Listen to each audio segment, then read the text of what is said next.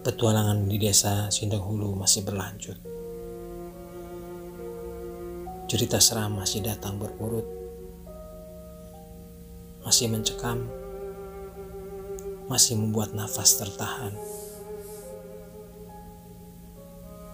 Hembusan angin dingin semilir bertiup menembus ruang gelap malam, menyentuh setiap sudut kosong pedesaan. Heningnya seperti bicara dalam diam, menebar ketakutan.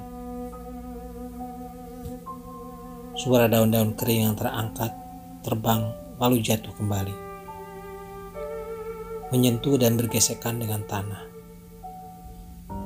Itu adalah satu dari sedikit suara yang terdengar. Kadang sesekali serangga nekat berbunyi walau sebentar, sebelum seperti ada yang memaksanya berhenti lalu diam. Ditambah dengan lolongan panjang anjing hutan di kejauhan, semua bersatu jadi alunan harmoni seram. Lewat tengah malam, aura kengerian mengungkup desa Sindang-Hulu. Seperti sudah berjalan pada malam sebelumnya, desa ini seperti nggak berpenghuni. Seluruh penduduknya memilih untuk berdiam di rumah jika hari sudah mulai beranjak gelap. Gak akan nekat keluar kalau gak sangat terpaksa. Yudar, kamu sedang apa? Walaupun pelan, tapi suara nenek Sarmi mengagetkan Yudar yang tengah mengintip dari jendela depan. Jalanan, Nek? Kenapa dengan jalanan? Sepi sekali, gak ada orang, seram kelihatannya. Percakapan nenek ya dan cucu di dalam rumah itu mungkin bukan satu-satunya interaksi yang masih terjadi.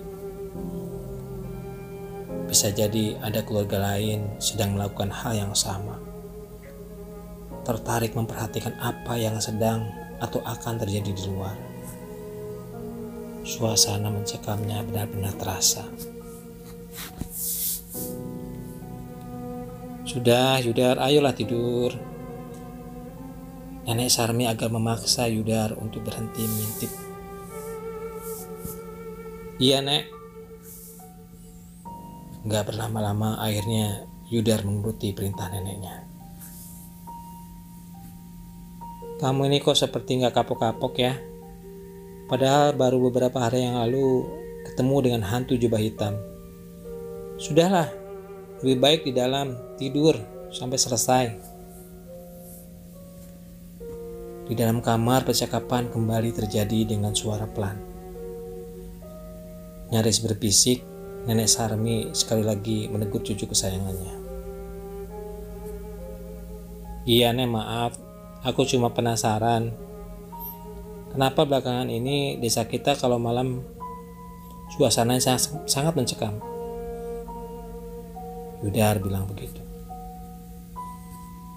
Nenek juga sih gak mau cerita semuanya. Aku kan pengen tahu ada apa sebenarnya.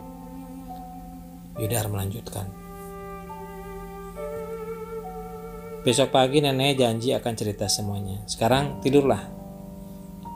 Nenek Sarmi berucap begitu. Iya, Nek, tapi besok janji ya akan cerita semuanya. Yudar mengikuti perintah neneknya lalu memaksa diri untuk tidur. Setelahnya mereka akhirnya bisa lelap masuk ke alam mimpi. Untuk sementara rasa penasaran Yudar masih tertunda.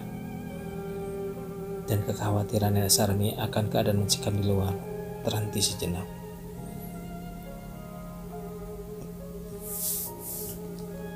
Sementara di luar sana ternyata di sudut lain desa masih ada pergerakan. Ada dua orang sedang terjebak dalam situasi mencekam. Sudah aku bilang beberapa kali dari kemarin, bagusnya kita berangkat ke sini besok pagi saja. Kan jadi gak sampai tengah malam seperti ini. Malah terjebak gak bisa kemana-mana. Mana aku tahu kalau kita tadi akan kesasar ke dalam hutan. Harusnya sebelum gelap sudah sampai di sini. Terjadi percakapan dua orang laki-laki berumur sekitar 30-an di salah satu sudut desa. Tepatnya di sebuah bangunan kecil berbahan kayu dan bambu yang gelap tanpa penerangan sama sekali. Bangunan tanpa dinding ini biasanya digunakan warga untuk pos jaga malam. Tapi belakangan malah nggak dipergunakan lagi. Karena nggak ada warga yang berani beraktivitas malam hari. Termasuk jaga malam, jadinya bangunan kecil ini selalu kosong. Dua orang itu bernama Ramdan dan Ilham. Ditugaskan oleh majikannya untuk mendatangi dan mengunjungi desa Sindanghulu. Malam ini adalah kedatangan mereka untuk yang kedua kali. Makin seram saja nih, Ham. Ya, sebentar sajalah kita istirahat. Jantungku masih deg-degan ini. Ilham masih berusaha untuk mengatur nafas. Gila memang. Aku gak mau lagi-lagi lah datang ke sini malam hari. Mengerikan sekali tadi hutan itu. Begitulah ternyata beberapa saat sebelumnya mereka baru saja lolos dari situasi seram di dalam hutan. Tersasar berputar gak tentu arah sambil mengalami dan melihat pemandangan mengerikan. Sampai akhirnya lepas tengah malam, mereka baru bisa keluar hutan. Lalu kemudian masuk ke Sindanghulu.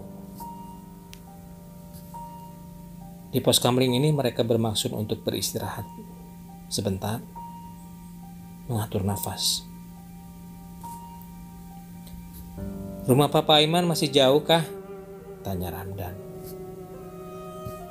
Masih di ujung, masih agak jauh, kita harus jalan kaki. Jawab Ilham sambil mengisap rokoknya dalam-dalam. Ya sudahlah kalau gitu, ayo kita lanjut biar cepat sampai. Ramdan sudah gak sabar untuk sampai ke tujuan. Sepertinya dia masih sangat ketakutan dan ingin segera berada di tempat aman. Di desa ini tujuan mereka berdua adalah bertemu Pak Paiman di rumahnya. Beliau adalah kepala desa Sindanghulu. Rencana awalnya pertemuan akan dilakukan sore hari, tapi karena satu dan lain hal, akhirnya Ramdan dan Ilham baru sampai tengah malam. Sebentar ku habiskan satu batang dulu, jawab Ilham. Kepanikan masih terpancar jelas di wajah Ramdan. Gestur tubuhnya menunjukkan seperti itu. Selalu melihat sekeliling, memperhatikan sekitar, memandang ke sana dan kemari. Ayolah Ham, kan bisa nanti saja di rumah Pak Kades kau merokoknya. Iya, sebentar lagi kita jalan, jawab Ilham. Sementara suasana di sekitar mulai berubah, ada yang aneh. Yang tadinya masih terdengar ada suara serangga malam, mendadak jadi sunyi. Entah apa penyebabnya, desa ini jadi sangat senyap. Ilham yang beberapa menit sebelumnya sudah sempat bisa menikmati rokok, detik berikutnya seperti tersadar akan adanya perubahan. Seperti Ramdan, dia langsung memperhatikan sekeliling. Ada apa, Ham? Tanya Ramdan ketika melihat gelagat temannya. Ayo kita jalan lagi, ucap Ilham sambil membuang rokok yang sebenarnya menyisakan beberapa hisapan lagi. Ramdan tanpa ucap langsung mengangkat tas kecilnya, lalu melangkahkan kaki mengikuti Ilham, meninggalkan pos kamling menuju rumah Pak Kades. Angin yang tadinya nyaris gak bergerak perlahan makin terasa desirnya. Dingin mulai menjalar di tubuh kedua laki-laki yang tengah berjalan kaki menembus sepinya desa ini. Ilham menarik jaket tusuhnya, menutup bagian dada dengan mengaitkan kancingnya satu persatu. Sementara Ramdan yang berjalan di sebelahnya terus menunjukkan mimik khawatir. Gesturnya masih ketakutan, tapi sama sekali gak mau mengucapkan. Iya, sebenarnya mereka berdua sudah sama-sama merasakan ada perubahan ini. Sepi mencekam, gelap, kosong, menebar aura seram. Dan yang paling mengganggu adalah mereka merasa seperti ada yang sedang memperhatikan. Langkah kaki terdengar, kecepatannya konstan. Energi yang sudah terkuras di hutan tadi membuat Ramdan dan Ilham gak bisa berjalan lebih cepat, apalagi berlari. Semoga Papa Iman mau menampung kita malam ini tidur di rumahnya ya. Kalau nggak begitu, di mana kita harus tidur nanti? Ucap Ramdan dengan nafas tersengal. Kamu sudah pernah ketemu sendiri kan? Pak Paiman itu orang baik. Pasti bolehlah kita menginap semalam. Ilham menjawab tanpa sedikit pun menoleh ke arah Ramdan. Malah terus memperhatikan sekitar. Percakapan singkat itu terjadi di tengah perjalanan yang sepanjang jalan sama sekali gak ada kehidupan, gak ada pergerakan. Setiap bertemu, kalau ada rumah penduduk, nyaris semuanya gak ada penerangan, seperti gak berpenghuni. Sampai akhirnya Ridwan dan Ilham sampai di satu persimpangan. Aku lupa, ini kita harus ke kanan atau ke kiri ya? Tanya Ilham. Ke kiri aku ingat, jawab Ramdan. Yakin kamu? Yakinlah. Terdengar ada sedikit ragu dari jawaban Ramdan. Ya sudah, gak ada pilihan lain buat Ilham selain ikut Ramdan. Kemudian mereka berbelok ke kiri. Setelahnya perjalanan yang dari awal menyusuri kontur yang datar-datar saja, kali ini menemui jalan yang agak menanjak. Gak jadi tambah melelahkan, tapi sedikit mengurangi kecepatan. Gila, desa ini sepi sekali ya, ucap Ramdan memecah hening. Ilham gak menanggapi, dia terus berkonsentrasi melangkahkan kaki. Seperti itulah jarang sekali ada percakapan di antara mereka. Sekalipun ada hanya sesekali, lebih banyak diam, sibuk dengan pikiran masing-masing. Namun beberapa menit ke depan akan ada perubahan. Ketegangan datang mengambil alih peranan. Berhenti, Ham. Ramdan bilang begitu sambil memegang lengan Ilham, memaksanya menghentikan langkah. Ada apa lagi, Dan? Ilham bertanya. Kamu dengar nggak? Ada suara? Tanya Ramdan. Enggak, aku nggak dengar apa-apa. Emang ada suara apa sih? Ada, coba dengar lagi. Percakapan yang nyaris pelan, nyaris berbisik itu ujungnya membuat keduanya diam lalu berhenti melangkah. Kemudian Ilham menajamkan pendengaran, coba mencari suara yang dimaksud Ramdan. Saat itu Ilham nggak mendengar apa-apa. Tuhan, muncul lagi, dengar nggak? Ramdan berucap lagi. Ilham belum mendengar apa-apa. Sampai akhirnya suara itu terdengar jelas walau sayu.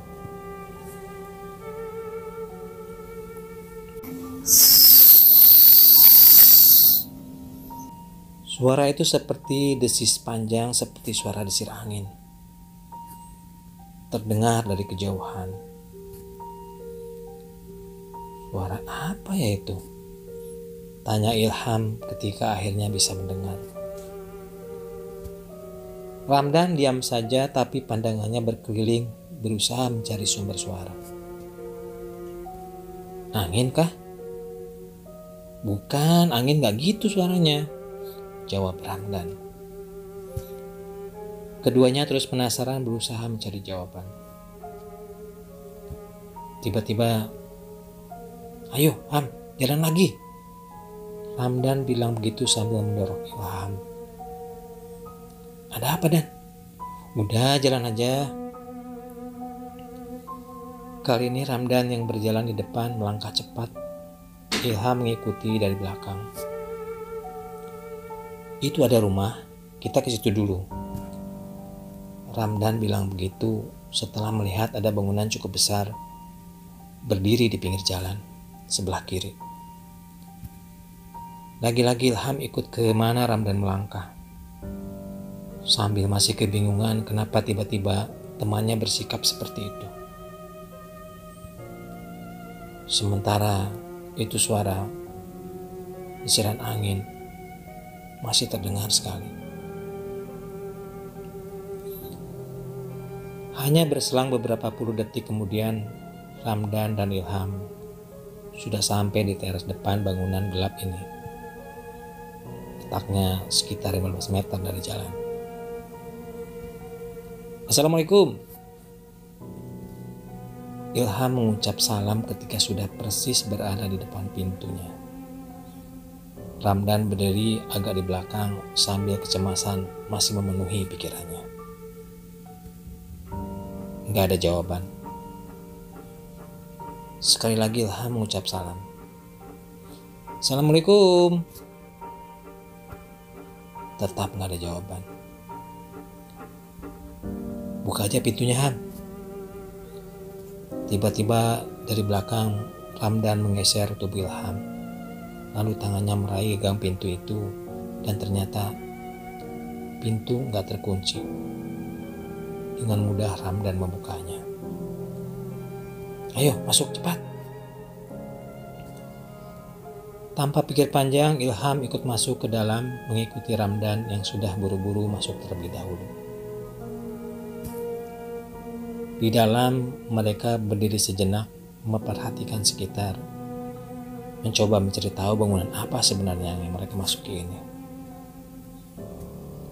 Bangunan ini berbentuk segi empat, cukup besar, berdinding anyaman bambu. Tembok tebal hanya menjadi pondasi setinggi kira-kira 1 meter. Di kanan dan kiri pintu masuk ada 2 jendela dalam keadaan tertutup. Pada dinding kanan kiri juga ada beberapa jendela tanpa kaca. Nyaris semuanya tertutup. Kecuali ada 2 jendela yang ada di sebelah kanan. Keduanya terbuka lebar. Dari situ bisa terlihat pemandangan di luar. Dari jendela yang terbuka inilah Ramdan dan Ilham mendapat sedikit cahaya pantulan dari langit luar, sehingga sedikit banyak bisa melihat dalam remang gelap. Di bagian depan bangunan yang kosong, nyaris tanpa perabot ini, ternyata ada ruang kecil tanpa pintu. Ukurannya kira-kira 2 kali 3 meter. Di kanan kiri ruang kecil ada lemari pajangan yang berisi barisan buku-buku. Walau baru sebentar berada di dalam dan memperhatikan sekeliling, tapi Ramdan dan Ilham sudah tahu bangunan apa yang mereka sedang masuki ini. "Ini musola, Ham," ucap Ramdan berbisik. Ilham mengangguk sambil masih terus memperhatikan sekeliling. Benar yang Ramdan bilang, ternyata bangunan ini adalah musola. Gelapnya suasana di luar tadi membuat Ramdan dan Ilham sampai harus masuk ke dalam dulu untuk tahu bangunan apa sebenarnya ini. Kemudian Ilham bergerak ke pintu, lalu duduk di sampingnya, tepat di bawah jendela membelakangi dinding. Ramdan mengikuti duduk di sebelah Ilham. "Syukurlah pintu musola ini nggak dikunci. Kita jadi bisa masuk dan bersembunyi di sini," ucap Ramdan. "Bersembunyi dari apa sih?" tanya Ilham, puncak dari penasarannya sejak tadi. "Ada apa dan kamu ngeliat apa?" Ramdan gak langsung menjawab, tapi dia malah seperti berusaha untuk melakukan sesuatu. Membalikkan badan, tangannya lalu meraba kayu kusen yang ada di samping pintu. Ternyata dia berusaha membuka jendela. Berhasil. Ramdan lalu mendorong daun jendela sangat perlahan.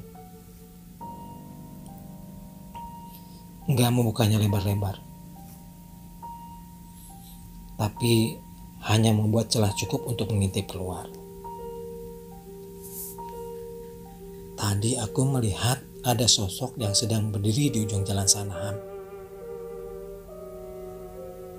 Begitu Ramdan bilang, akhirnya dia berbicara.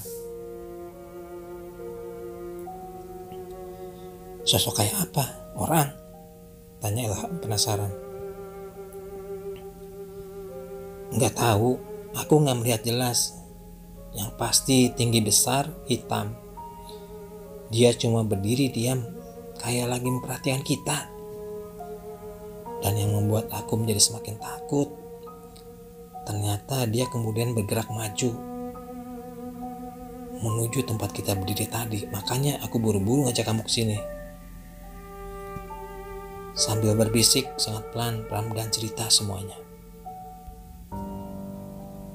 Kalau benar perkiraanku, sosok itu akan jalan melintas di depan musola ini. Di jalan itu, lanjut Ramdan sambil menunjuk keluar ke jalan. Ilham yang kelihatannya pemberani kali ini mulai ada kecemasan di raut wajahnya. Mulai ketakutan. Kalau benar apa yang diceritakan Ramdan, maka beberapa belas detik ke depan maka akan ada kejadian seram yang mereka alami. Sekali lagi. Masih belum ada perubahan, jalanan desa masih tetap sepi dan kosong. Gak ada makhluk yang melintas, belum ada. Heningnya cukup menggambarkan keseraman. Kosongnya seperti berbicara dalam senyap. Dua laki-laki yang sedang mengalami fase menakutkan dalam hidupnya ini hanya diam sambil terus memperhatikan situasi di luar. Gak ada percakapan.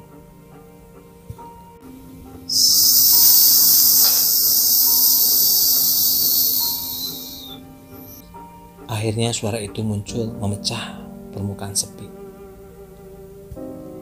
Degup jantung Ramdan dan Ilham mulai berpacu. Belum kelihatan apa-apa, tapi suara itu cukup membuat bulu kuduk berdiri.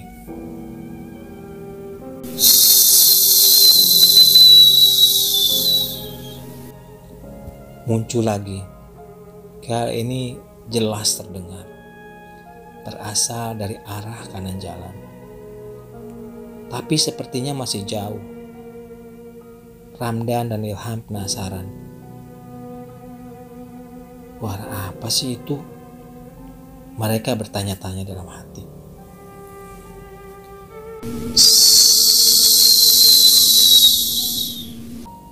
Kedengaran lagi. Kali ini lebih jelas dari sebelumnya. Ramdan dan Ilham menajamkan mata dan telinga berusaha mencari sang pemilik suara. Ternyata gak lama, ketakutan mereka sangat beralasan. Rasa cemas punya sebab. Beberapa detik kemudian mulai ada pergerakan di sisi jalan sebelah kanan. Ham, ya. Ramdan mencoba memberitahu Ilham kalau dia melihat ada yang bergerak dari arah kanan. Ada sosok yang masih terlihat berbentuk seperti bayangan hitam, berjalan pelan menembus remang gelap. Belum kelihatan jelas karena masih tertutup pepohonan. Sosok misterius ini terus bergerak sampai akhirnya bisa benar-benar terlihat jelas. Karena gak ada lagi yang menghalangi pandangan Ramdan dan Ilham. Seram. Sungguh seram pemandangan yang sedang terhampar di depan musola ini. Ternyata sosok seram ini bergerak berjalan seperti melayang. Gerakannya sangat halus. Bentuknya tinggi besar. Tubuhnya berbalut. Terlihat seperti jubah hitam panjang sampai menutup kaki. Jubahnya bergerak-gerak tertiup angin. Sementara itu desir panjang terus terdengar jelas. Bertambah seram ketika mulai muncul lolongan panjang anjing hutan dari kejauhan. Walaupun takut, namun Ramdan dan Ilham enggak melepaskan pandangan. Terus menatap sosok seram itu.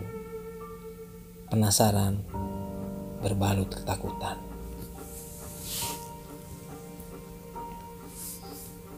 Namun tiba-tiba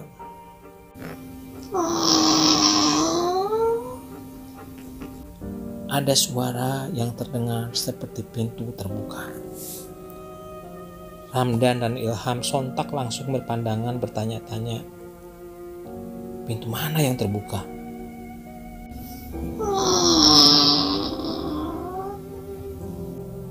Terdengar sekali lagi. Kali ini lebih panjang dan jelas suaranya. Tentu saja Ramdan dan Ilham sontak langsung melihat ke asal suara. Ya, akhirnya mereka tahu suara itu berasal dari mana. Akhirnya tahu pintu mana yang terbuka. Ternyata di sebelah kanan musola ada bangunan kecil yang menempel di dinding. Kelihatan seperti ruangan kecil dan tampaknya biasa dipergunakan sebagai gudang. Kira-kira seperti itu. Nah, pintu gudang inilah yang baru saja menimbulkan suara. Suara yang timbul karena ternyata pintu ini ternyata terbuka dengan sendirinya. Seram, tentu saja. Sejenak Ramdan dan Ilham teralihkan dari pemandangan di depan musola. Mereka sekarang lebih memperhatikan pintu gudang. Suara terbuka masih terdengar karena memang kelihatan belum terbuka lebar. Mencekam. Ramdan dan Ilham menahan nafas memperhatikan dalam ketakutan. Ini lebih mencekam karena jarak gudang sangat dekat, hanya beberapa meter saja. Akhirnya berhenti, pintu gudang gak bergerak lagi. Sudah dalam keadaan terbuka lebar. Ramdan dan Ilham jadi melihat ke dalam gudang. Walau hanya gelap yang kelihatan karena sama sekali gak ada pencahayaan. Setelah itu, sejenak suasana kembali hening, gak ada suara sama sekali. Sepi. Tapi hanya sebentar, kira-kira 5 menit kemudian lagi-lagi muncul suara mencurigakan. Suara mencurigakan itu berasal dari dalam gudang. Terdengar jelas karena pintunya dalam keadaan terbuka. Suaranya seperti ada pergeseran satu benda di atas lantai. Seperti ada barang yang bergeser bergerak. Lagi-lagi Ramdan dan Ilham tercekat diam, ketakutan sambil terus memperhatikan. Tapi suara itu hanya muncul sebentar saja.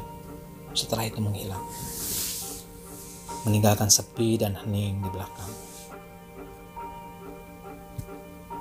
Melihat nggak ada pergerakan lagi di gudang, perlahan Ramdan kembali mengalihkan pandangannya ke depan musola.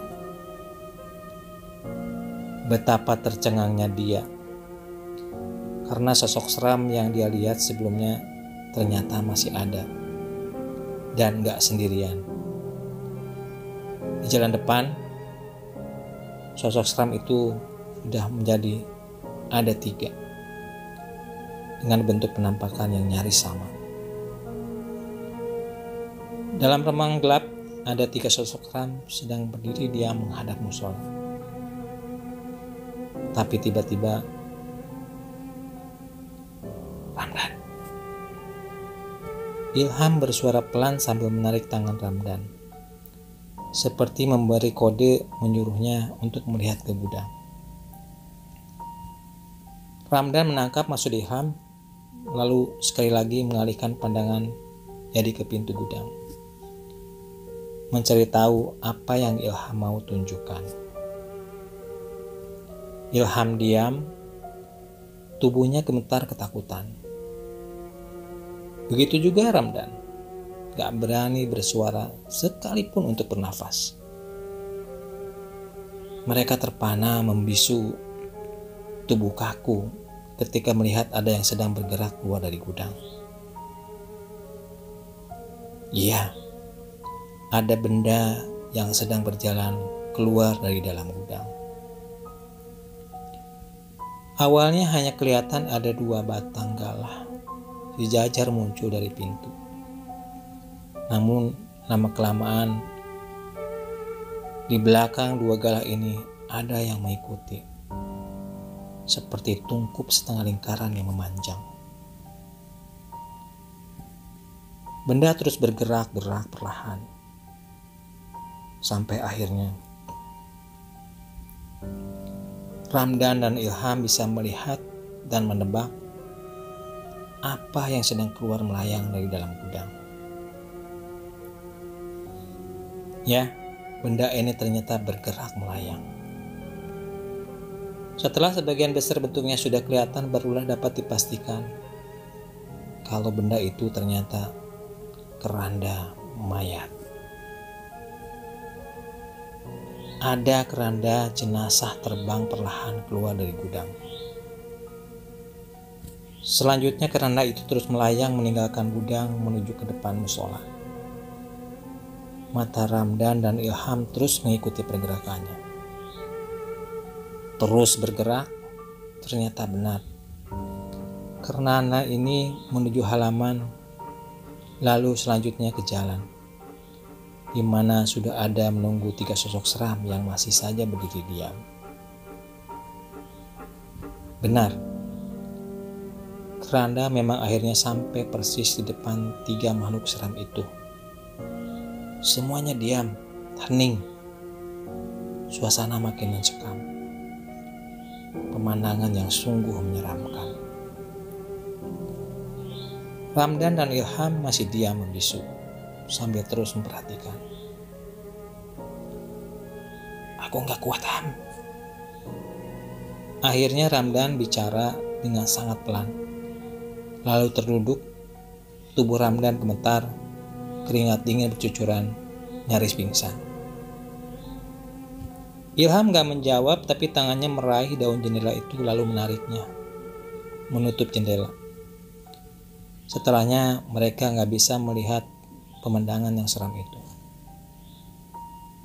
Kembali ke posisi semula, Ramdan dan Ilham duduk bersandar membelakangi dinding. Tetap diam gak bersuara, membiarkan makhluk-makhluk seram di luar beraktivitas, sambil berharap dan berdoa supaya pergerakan mereka terus di luar musola. Di sisa malam mereka tetap dalam lingkup kecemasan dan ketakutan. Walaupun gak melihat secara langsung, namun suara-suara menyeramkan di luar tetap bisa mereka dengar. Masih sangat menakutkan. Sampai akhirnya ketika sudah semakin mendekat waktu subuh, kegiatan pergerakan di luar berhenti. Terdengar dari suaranya yang gak terdengar lagi, sepi. Lelah karena perjalanan panjang dan peristiwa yang baru saja mereka alami, Ramdan dan Ilham akhirnya tertidur. Bang, bangun bang. Subuh, maaf ya. Ramdan dan Ilham terbangun karena ada yang mendengar suara seperti itu. Ternyata musola sudah dalam keadaan terang dan sudah ada belasan warga berada di dalam. Abang berdua ini dari mana mau kemana? Tanya salah satu warga.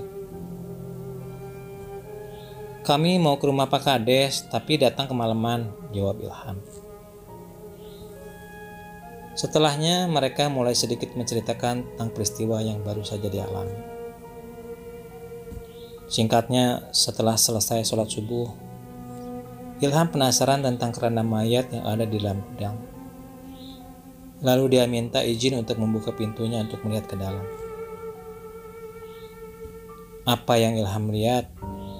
Ternyata keranda yang sebelumnya melayang keluar sudah berada di dalam gudang lagi. Sudah kembali ke tempat asalnya.